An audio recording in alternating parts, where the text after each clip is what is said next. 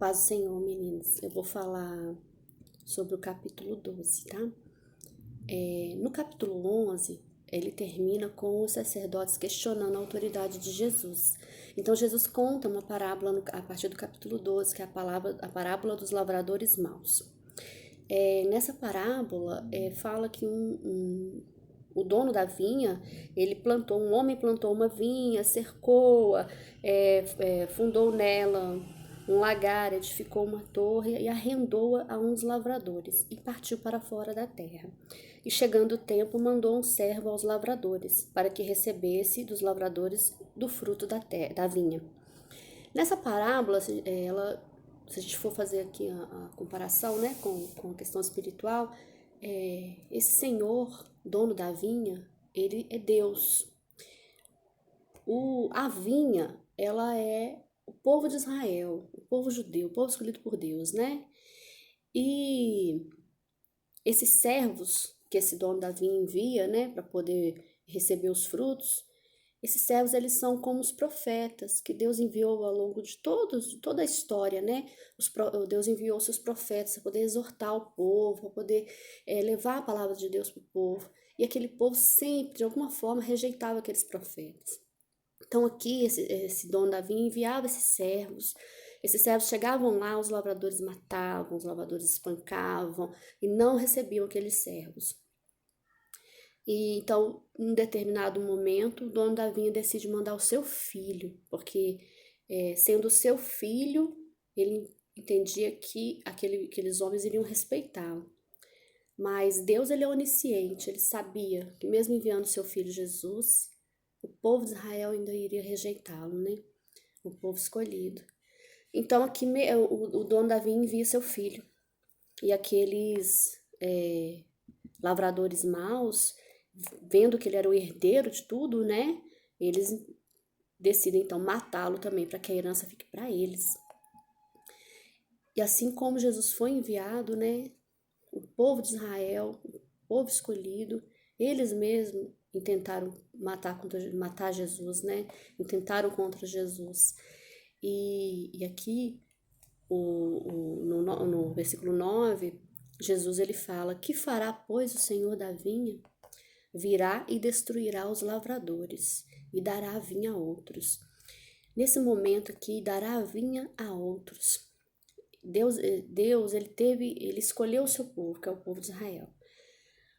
Esse povo rejeitou seu filho. A partir do momento que esse povo rejeitou o seu filho, Deus ele então decide entregar essa vinha também nas nossas mãos, nas mãos dos gentios. Basta que a gente creia, né? Então, se a gente crer que Jesus é o Filho de Deus, é o nosso Salvador, nós também temos acesso a essa vinha, né? Nós também temos acesso a essa herança. Então, nesse momento aqui, aqueles homens, aqueles sacerdotes, eles queriam prender Jesus, só que eles temeram, porque eles entenderam que Jesus estava falando contra eles. Que aqueles lavradores maus eram como se fossem eles, os sacerdotes, né? Que estavam ali cuidando do povo de Israel, mas, na verdade, eles queriam usurpar aquela herança, né? E eles mesmo rejeitavam a palavra de Deus, né? Rejeitaram o próprio Filho de Deus. Na sequência, vem aqui o imposto devido a César. Novamente, os fariseus estavam ali tentando pegar Jesus em alguma palavra, né? O tempo inteiro eles estavam atrás ali de Jesus, tentando, questionando Jesus, enfim, tentando pegar ele em alguma palavra para poder ter motivo para pedir a prisão dele, né? Então, eles vão e perguntam para Jesus se era justo aquele povo pagar os impostos para César, se aquilo era justo. Porque se Jesus respondesse que sim, ele ia estar contra o povo judeu, né? O povo judeu não ia gostar da resposta dele, ia acabar ficando contra ele. Se ele dissesse que não, ele seria uma traição contra o Estado, né? Contra César. Então Jesus sabiamente pede, né, uma moeda e fala, qual que é a imagem que está nessa moeda? Aí eles respondem, a imagem de César. Aí ele vai e diz, né? Então dê a César o que é de César e dê a Deus o que é de Deus. E novamente Jesus responde com sabedoria, e eles não conseguem ali pegar Jesus naquela palavra, né? Sobre a ressurreição. Os saduceus, eles, também aqui questionando a Jesus, os saduceus, eles eram homens que não acreditavam na existência dos anjos, eles não acreditavam na ressurreição, na imortalidade da alma, e eles criam no Pentateuco, nos 5 primeiros livros, né? E eles tinham as leis de Moisés, eles davam muito valor para as leis de Moisés. Então eles questionam Jesus, né? Mestre, Moisés nos escreveu que se morresse o irmão de alguém e deixasse a mulher e não deixasse filhos, seu irmão tomasse a mulher dele e suscitasse descendência a seu irmão. Ora, mas haviam 7 irmãos. Então aqui eles vão descrevendo aqui que o marido dela morreu e não deixou descendência. Aí ela foi e casou com um dos irmãos, que também morreu e não deixou descendência. E assim foi, ela casou então com os 7 e nenhum deixou descendência. Aí eles questionam Jesus, e na ressurreição, de quem que vai ser essa mulher, afinal de contas? Aí Jesus vai e fala com eles, porventura não erreis vós em razão de não saberdes as Escrituras, nem o poder de Deus. Porquanto, quando ressuscitarem dentre os mortos, nem casarão e nem se darão em casamento, mas serão como os anjos que estão nos céus. E ele ainda fala, né, que quando Deus apareceu na sarça para Moisés, ele fala, né, eu sou o Deus de Abraão, o Deus de Isaac e o Deus de Jacó.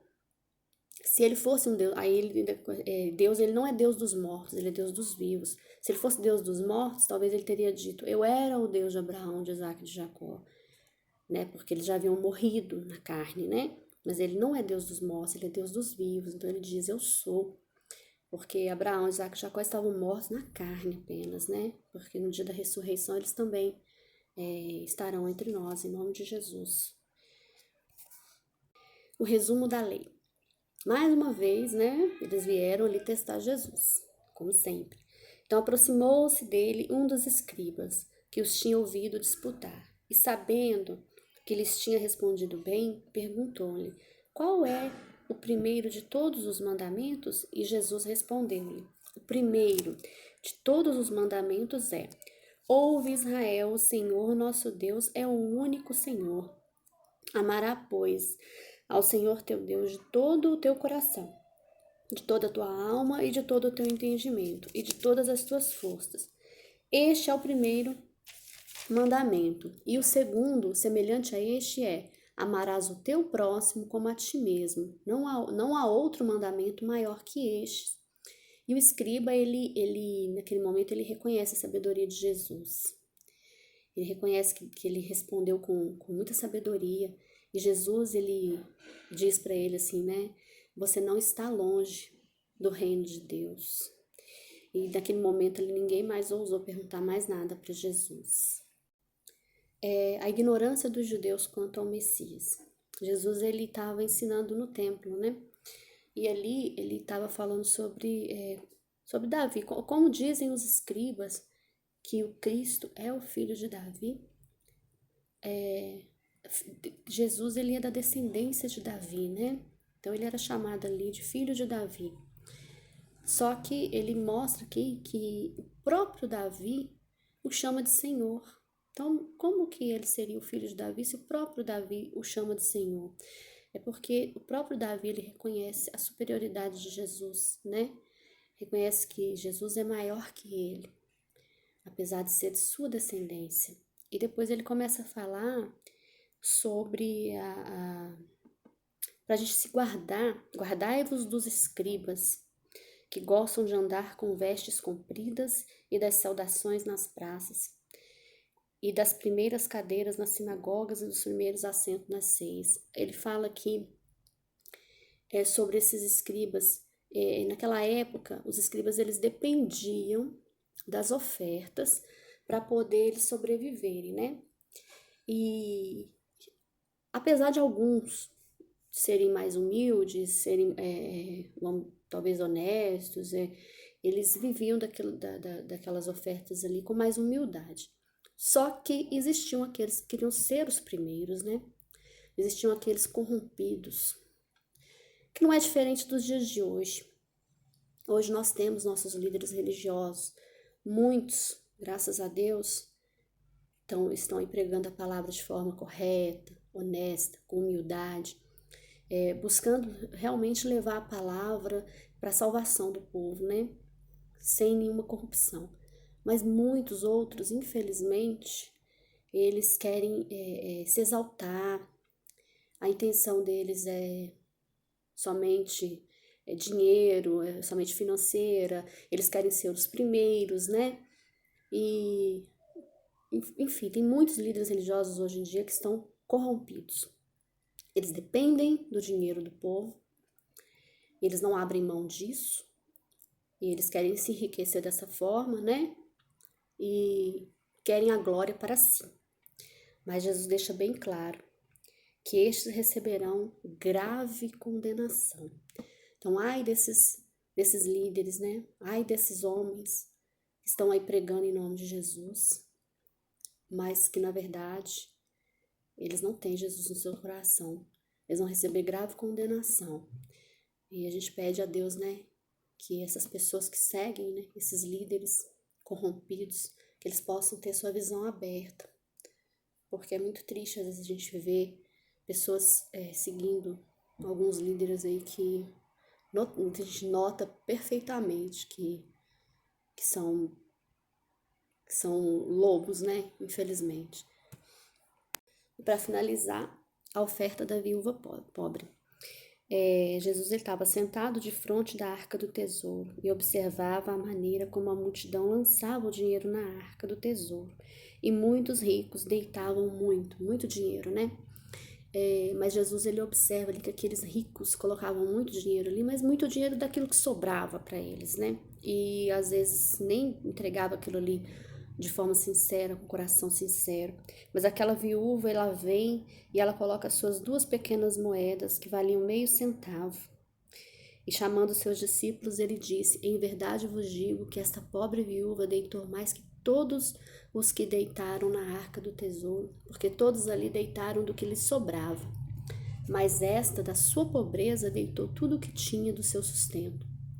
Ela colocou ali tudo que ela tinha, porque ela tinha muita fé, ela tinha sinceridade no seu coração, então ela entregou com o coração puro.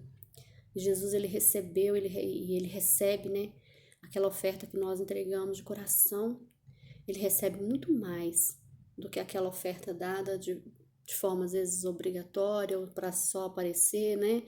Então, aquele meio centavo daquela viúva valeu muito mais do que aquele muito dinheiro que aqueles outros homens estavam entregando ali. Então, nós precisamos, né, dar a nossa oferta de forma sincera. Às vezes eu digo aqui que às vezes nem a oferta só material, né? A nossa oferta também na sua obra, ali, no nosso trabalho, na sua obra. Às vezes a gente tem pouco para dar, mas esse pouco que a gente tem para dar na sua obra, Deus recebe com muito prazer, né? Então, às vezes a gente se minimiza, a gente acha que a gente não é capaz, que a gente não tem tanto conhecimento, tanta sabedoria assim, mas o pouquinho que a gente der ali para Deus na sua obra, Ele vai receber sim, com muita gratidão. Amém? Eu espero ter passado de uma forma boa o que está no capítulo 12, que as irmãs tenham entendido. Espero que em breve possamos estar todas juntas, né?